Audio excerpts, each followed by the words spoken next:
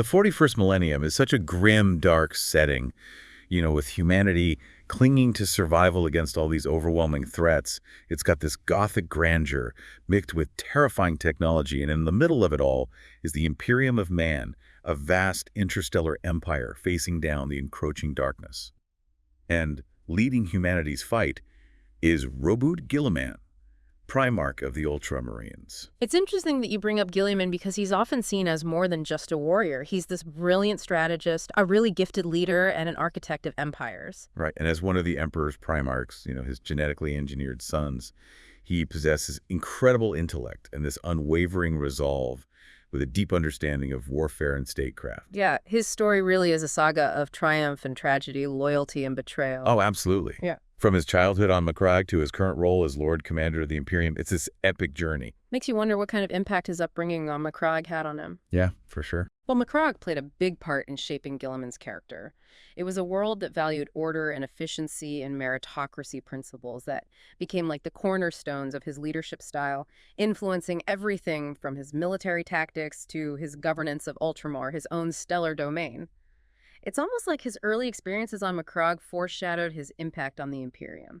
It all started with this almost mythical origin story, right? He was found as an infant, grew at an accelerated pace, and mastered knowledge with incredible speed. Even among Primarchs, he was a prodigy. But this idyllic childhood was shattered when his foster father, Connor Guilliman, was assassinated. Oh yeah, that assassination was a pivotal moment for the young Roboute. It forced him to confront power politics and betrayal head-on. He had to act decisively, crushing the rebellion, avenging his foster father, and ultimately assuming the mantle of leadership on Macragge. It was a harsh lesson in leadership, but one that shaped him profoundly.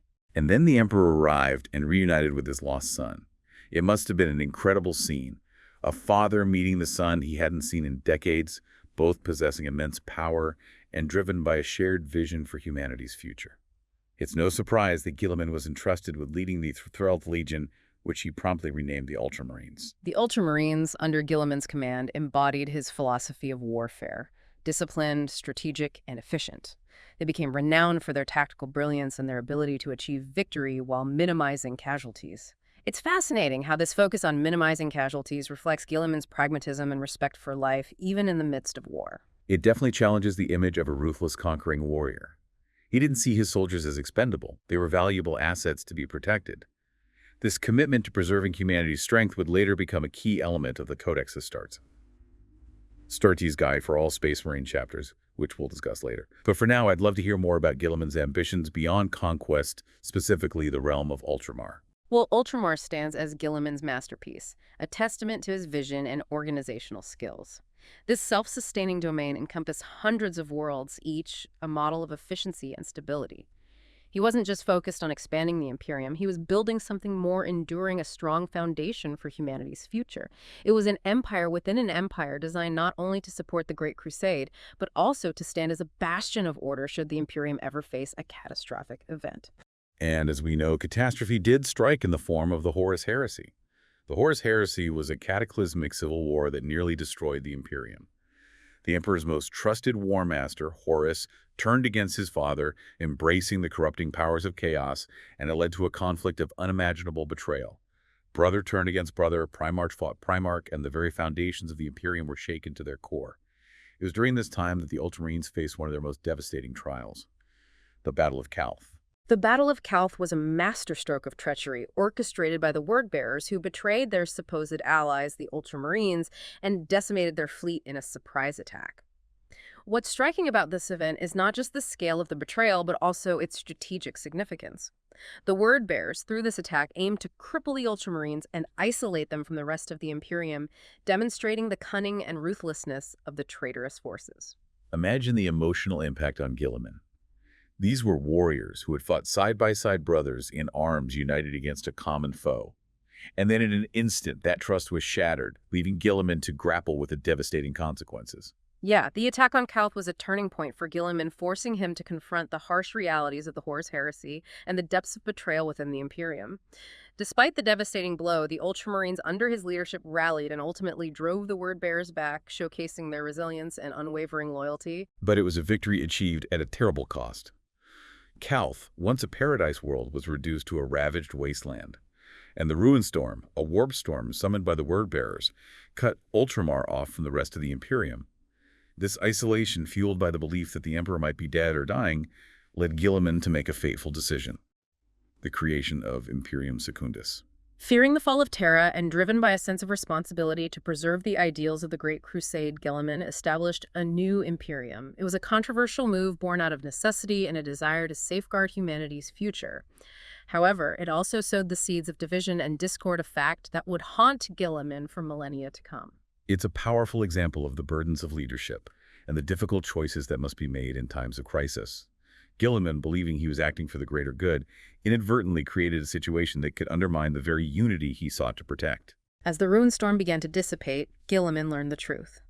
Terra still stood, and the Emperor, though mortally wounded, clung to life within the Golden Throne. This realization weighed heavily on him as he understood the need for a unified Imperium and recognized that his creation of Imperium Secundus, however well-intentioned, had complicated matters. His journey back to Terra was fraught with peril, a testament to the fractured state of the galaxy. He faced treacherous warp currents, ambushes by traitor forces, and even a confrontation with his brother, the demon Primarch Angron. Angron, once a noble warrior, had fallen to the influence of Khorne, the chaos god of blood and war, becoming a monstrous embodiment of rage and violence. Their clash on Nuceria, Angron's homeworld, was a brutal affair. It wasn't just a battle. It was a clash between two brothers, each representing a different path, a different fate. The battle on Nuceria provided a stark contrast between Guilliman's disciplined approach to warfare and Angron's descent into madness. Guilliman, even in the face of such horrifying corruption, sought to minimize casualties and preserve life, while Angron reveled in bloodshed and destruction, a chilling reminder of the depths of chaos's corrupting influence. During his journey, Guilliman also confronted Lorgar, Primarch of the Word-bearers, and the architect of the betrayal at Kelth. Their duel wasn't just a physical confrontation, but a battle of ideologies of faith versus reason, highlighting the philosophical divide at the heart of the Horus heresy. Despite his best efforts, Guilliman was forced to retreat, leaving Nuceria blood-soaked ruin. He finally reached Terra, but arrived too late to participate in the final battle against Horus. Imagine the anguish of that moment, knowing that the fate of the galaxy hung in the balance and being powerless to intervene. It was a moment of profound sorrow and a heavy burden to carry.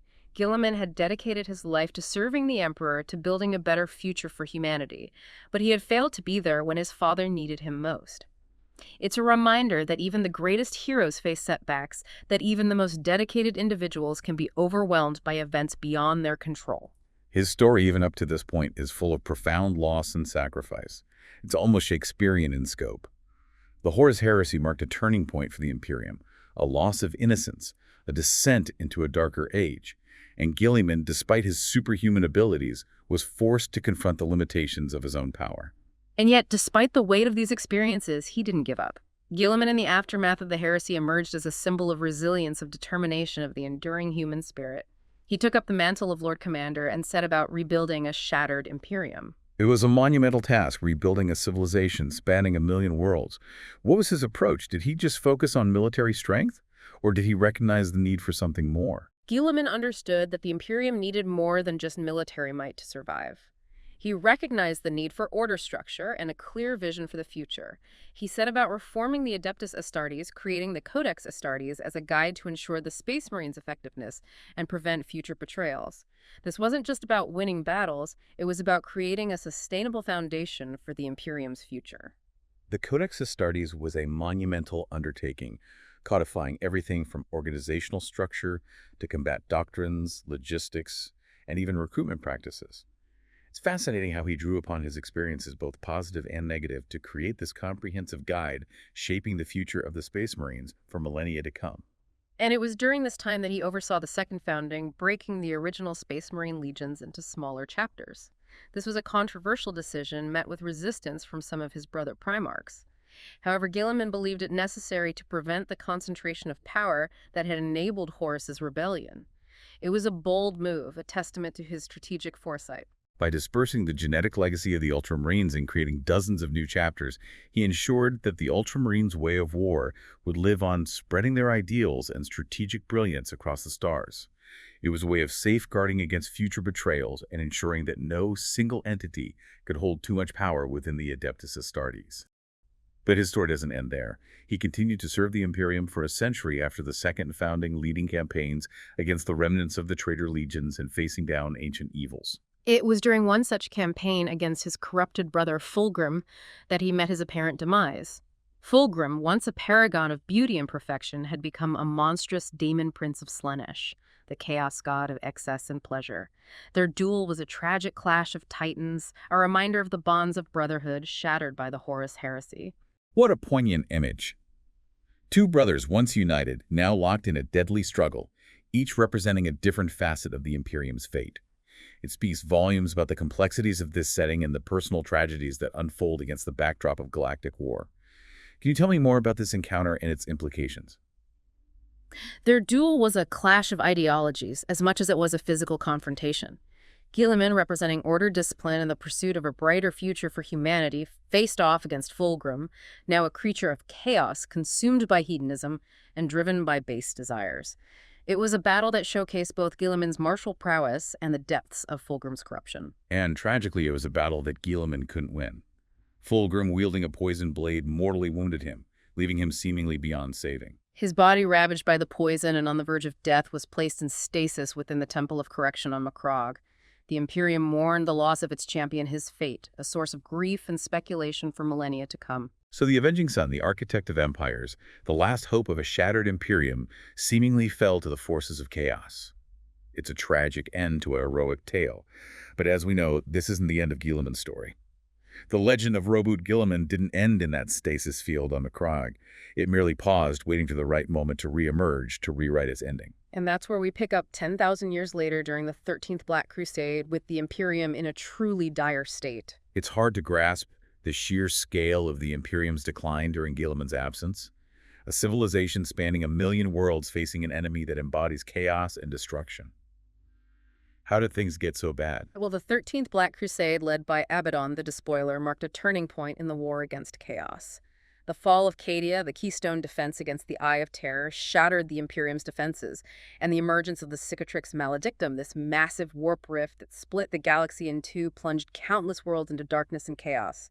It was a time of widespread despair as the forces of chaos seemed unstoppable, and the Imperium's very survival hung in the balance. But even in the face of such overwhelming darkness, there were still those who fought back, who clung to hope, who refused to give in to despair. Tell me about the Celestinian Crusade and the arrival of Belisarius Cawl, two figures who would play crucial roles in Guilliman's return. The Celestinian Crusade, a fleet of imperial survivors led by Saint Celestine, a living saint, revered for her miracles and unwavering faith, and Belisarius Cawl, an Archmagos Dominus of the Adeptus Mechanicus, emerged as a beacon of hope. Cawl, a figure almost as enigmatic as Guilliman himself, had spent millennia working on a secret project, a task entrusted to him by Guilliman before his fall. It was a project shrouded in secrecy, a long-shot gamble against extinction itself, and at his heart lay the key to Guilliman's resurrection. So they journeyed to Macrogh, carrying with them not only the means to revive Guilliman, but also the knowledge of the Imperium's dire state. It must have been a harrowing journey navigating the perils of the warp, especially with the Cicatrix Maledictum tearing reality apart. Their arrival on Macrogh was a pivotal moment. Chaos forces, sensing the potential shift in power, assaulted the Temple of Correction, seeking to prevent Guilliman's return. The Ultramarines, led by Chapter Master Marnius Calgar, fought valiantly, but they were outnumbered and outmatched. Even the arrival of the Grey Knights, the Emperor's elite demon hunters, couldn't stem the tide. It seemed that Guilliman's resurrection would be denied at the very moment it seemed within reach. What a dramatic turn of events. The stage is set, the heroes are in place, but the forces of chaos threaten to thwart their plans at the last moment. It's almost like a scene from a grand epic filled with tension and uncertainty. What happened next? Did Guilliman's allies find a way to overcome this seemingly insurmountable obstacle? Just when all hope seemed lost, fate intervened in the form of Ivrain, a prophetess of the Eldari god of the dead Ennead. Her presence alongside her Inari followers added another layer of complexity to this already intricate event. The Eldari, ancient and enigmatic, often operate on a different plane of understanding than humans, and their involvement in imperial affairs always seems to herald both promise and peril. I can see how the arrival of the Inari, with their connection to the Elder God of the Dead, would add a layer of mystique and uncertainty to the situation. Their motives are often shrouded in secrecy, their actions guided by ancient prophecies and a deep understanding of the warp's currents. Ivrain's motives remained a mystery to many, but her power was undeniable. She channeled the energies of Ennead, weaving them with Call's technology, and in a blinding flash of light and psychic energy, Roboute Guilliman was reborn. Imagine the scene. A figure rising from a stasis field bathed in otherworldly light. 10,000 years of slumber cast aside. It's a powerful image, one that would inspire hope in the hearts of countless Imperial citizens. His return was a miracle, a symbol of hope in a galaxy teetering on the brink of collapse. The Chaos forces were routed.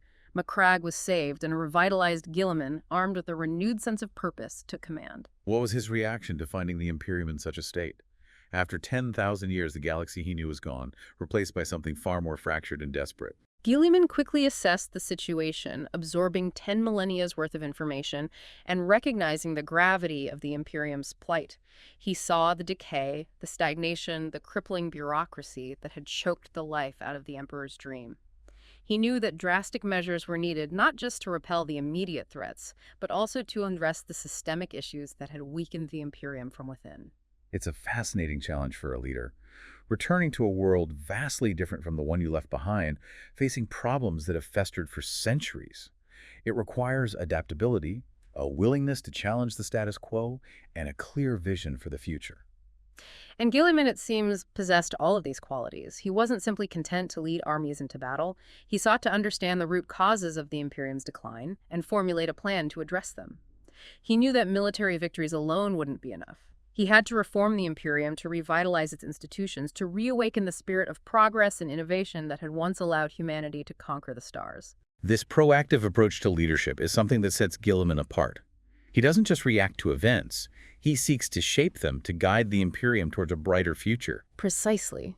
He recognized that the Imperium had become stagnant, trapped in a cycle of endless war and bureaucratic inefficiency.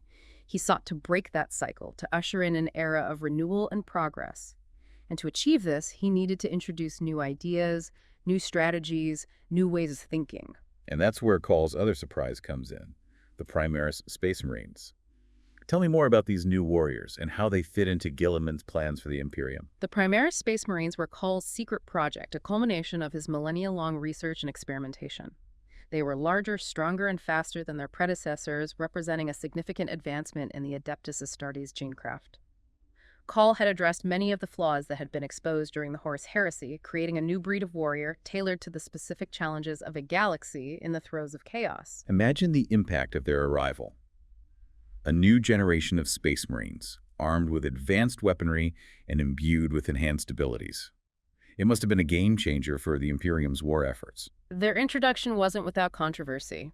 Some chapter masters embraced the Primaris Marines, recognizing their potential, while others viewed them with suspicion, even hostility. The old guard set in their ways saw them as a threat, a challenge to the established order. It's a classic clash between tradition and innovation. The old chapters, steeped in history and proud of their lineages, felt threatened by these newcomers, while Guilliman saw them as a necessary adaptation, a way to revitalize the Adeptus Astartes and meet the evolving challenges of a changing galaxy. It was a microcosm of the larger struggle facing Guilliman, the need to reform, to adapt, to evolve in order to survive. He had to find a way to integrate the Primaris Marines into the existing structure while respecting the traditions of the old chapters, striking a delicate balance between innovation and continuity. And before embarking on a grand crusade to reclaim the shattered Imperium, Guilliman faced another immediate threat. A massive chaos assault on Terra itself, the Battle of Lionsgate, a desperate struggle for the heart of the Imperium. The forces of Khorne, sensing weakness in the wake of the 13th Black Crusade, launched a daring attack on Terra, seeking to tear down the Imperial Palace and extinguish the last embers of human resistance. Demons poured from the warp, transforming the skies above Terra into a maelstrom of blood and fire. What a terrifying image. The seat of imperial power, the symbolic heart of humanity's dominion, under siege by the forces of chaos. It's a reminder of the constant threat that looms over the Imperium, the ever-present danger that lurks within the warp. It was a chaotic, brutal battle, a clash of titans. The Primaris Marines, alongside the Adeptus Custodes, the Emperor's personal bodyguard, and the Sisters of Silent Psychronals with the ability to disrupt psychic powers, fought with unwavering courage. Guilliman, wielding the Emperor's sword, a blade imbued with a fragment of his father's psychic might, led the charge's return, a beacon of hope in the face of overwhelming darkness. It's almost a symbolic clash.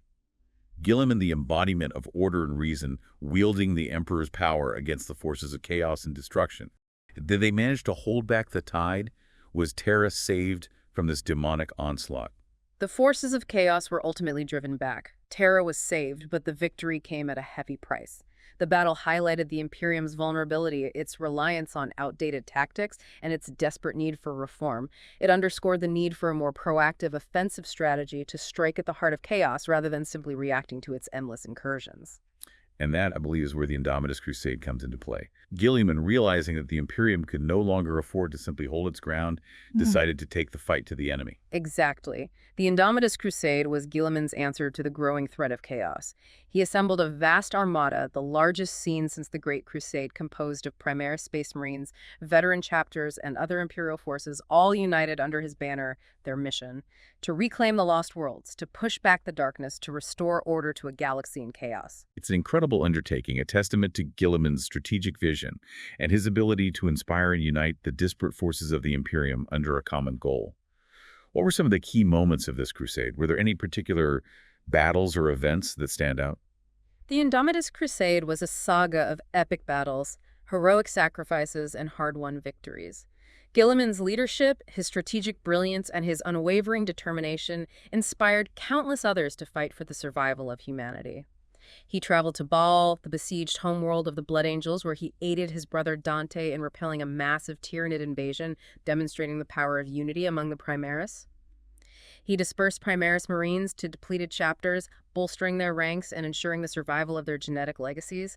He shattered chaos strongholds, liberated Imperial worlds, and brought a glimmer of hope to a galaxy teetering on the brink of annihilation. It sounds like Guilliman was not just a military commander, but a symbol of hope, a rallying point for a beleaguered Imperium. His return, his leadership, his very presence seems to have reignited a spark of defiance in the hearts of countless humans across the galaxy. His actions resonated throughout the Imperium, inspiring countless others to rise to the challenge to fight for a better future. But even as he waged war across the stars, he never lost sight of his ultimate goal: to reform the Imperium, to root out the corruption and stagnation that had crippled it for so long. So even in the midst of this galaxy-spanning crusade, he was already thinking about the long-term challenges facing the Imperium. It's a testament to his strategic foresight and his understanding that true victory requires more than just military might. He knew that simply winning battles wouldn't be enough. He had to address the systemic issues, the rot that had set in during the long millennia of his absence. He had to reform the Imperium's institutions, streamline its bureaucracy, and reawaken its spirit of innovation and progress. It was a monumental task, one that would require not just military prowess, but political acumen and a deep understanding of the Imperium's complex workings. And it's this multifaceted approach to leadership, this combination of military strength, political savvy, and a commitment to reform that makes Guilliman such a compelling figure. He's not just a warrior or a conqueror. He's a builder, a reformer, a visionary who seeks to guide the Imperium towards a brighter future. But even a Primarch can't escape the pull of his past Ultramar, his own realm. The domain he had crafted with such care was under attack by the forces of Nurgle, led by his corrupted brother Mortarion. The Plague Wars, as they came to be known, were a personal trial for Guilliman, a confrontation with the very embodiment of decay and despair. Mortarion, once a proud warrior, had succumbed to the corrupting influence of Nurgle, becoming a monstrous daemon Primarch, his legions spreading disease and pestilence wherever they went. What a tragic fall from grace. Mortarion, like all Primarchs, was capable of greatness of heroism. But his experiences on his toxic homeworld, his resentment towards the Emperor, his embrace of Nurgle's poisonous gifts, it twisted him into something monstrous, a warped reflection of his former self. Their duel on Ixac Mortarion's plague-ridden fortress world was a clash of titans, a battle fought not just with blades and bolters, but with ideologies. Guilliman representing order, reason, and the potential for humanity's rebirth against Mortarion, the embodiment of decay entropy, and the inexorable march towards oblivion. It's a battle that speaks to the heart of the Warhammer 40K universe, the eternal struggle between order and chaos, between hope and despair. What was the outcome of this confrontation? Was Guilliman able to defeat his corrupted brother and save Ultramar from the clutches of Nurgle? The duel was a brutal affair, a clash of ideologies as much as it was a physical confrontation. Guilliman fought with his customary skill and determination, but Mortarion, empowered by Nurgle's blessings, proved a formidable opponent. Despite inflicting heavy losses on Mortarion's forces, Guilliman couldn't achieve a decisive victory. Mortarion, though wounded, escaped, leaving behind a world ravaged by plague and despair. It's a sobering reminder that even a Primarch, a demigod among mortals, can't solve every problem, can't win every battle. The forces of chaos are relentless, their power immense, and the fight for the Imperium's survival is a long and arduous one. And so Guilliman returned to Terra victorious in many campaigns, but bearing the scars of his encounters with the darkness, the weight of responsibility for an Imperium still teetering on the brink. But his story isn't over. He continues to lead the Imperium, striving to reform its institutions to prepare humanity for the challenges ahead. His return has ignited a spark of hope. But the war against chaos, the struggle for the survival of mankind, is far from won. What challenges lie ahead for Guilliman? How will he tackle the monumental task of reforming the Imperium and leading humanity through this dark age? Guilliman returns to Terra after the Indomitus crusade, facing this monumental task of reforming the Imperium. It's fascinating how he balances his authority as Primarch and Lord Commander with the need for diplomacy and political savvy. I mean, yeah, it must have been a tough balancing act trying to push through these reforms without completely alienating the existing power structures. He definitely faced pushback, especially from the High Lords of Terra, the ruling council of the Imperium. Each High Lord represents a different faction and holds a lot of influence, so any changes to the status quo were met with resistance. It makes you wonder how he approached the ecclesiarchy. They hold so much sway over the populace, and their doctrines have often contributed to stagnation and, well, let's just say, less progressive interpretations of the imperial creed. It was a delicate situation, right? Guilliman recognized the importance of faith, but he also saw how the ecclesiarchy's dogma could be used for control and stifling progress. So did he try to reform them too? I can't imagine that went over well. He did. He challenged their more rigid interpretations of the imperial creed, trying to move them away from blind fanaticism and back towards a more nuanced understanding of the emperor's teachings. Bold move. That must have caused some friction. Oh, definitely. There were accusations of heresy and all sorts of political maneuvering, but Guilliman stood firm. He believed that the Imperium couldn't survive on blind faith alone. It needed logic, reason, and progress to truly thrive. It's like you said earlier, he's not just a warrior, he's a builder, a reformer. He's trying to guide the Imperium towards a brighter future. Exactly. And amidst all these reforms and political battles, he still leads from the front, He understands that true leadership means sharing in the risks and burdens of his soldiers. It's really inspiring to see a leader who's not afraid to get his hands dirty, so to speak, who's willing to fight alongside his troops. It sets a powerful example. For sure. But even with his best efforts, there were still bumps along the road. The arrival of the Primaris Marines, for example, created some tension within the Adeptus Astartes. The old chapters with their long histories and traditions weren't all thrilled about these new super soldiers. Understandably so. It's a classic clash between tradition and innovation. Guilliman had to be very careful about integrating the Primaris Marines. He needed to reassure the old chapters while giving the new ones space to prove their worth. It was a delicate balance. So all in all, a lot of challenges for Guilliman to face. Yeah, and it raises a question about how a leader with so much power and responsibility stays grounded. How do they avoid the pitfalls of ego and the allure of absolute authority? I mean, that's a question that's relevant to any leader in any era, really. The more power you have, the easier it is to lose sight of the bigger picture. Well, Guilliman seems to be acutely aware of that danger. He learned from the mistakes of his predecessors, especially during the Horus heresy. He understands that true strength lies in collaboration and trusting others and recognizing that he doesn't have all the answers. It's a surprisingly humble approach for someone of his stature. And it's refreshing to see that kind of leadership portrayed in the grim darkness of the 41st millennium. Ultimately, Roboute Guilliman is a figure of hope for the Imperium. He's a symbol of resilience and determination, a testament to the idea that even in the darkest of times, there are those who will fight for a brighter future. His story really captures the essence of Warhammer 40K, the epic scale, the grim realities, the endless struggle against overwhelming odds. But it also reminds us of the enduring power of the human spirit and the importance of leadership in shaping our destiny. Even in a galaxy consumed by war, there's still room for hope for progress for those who dare to strive for something better.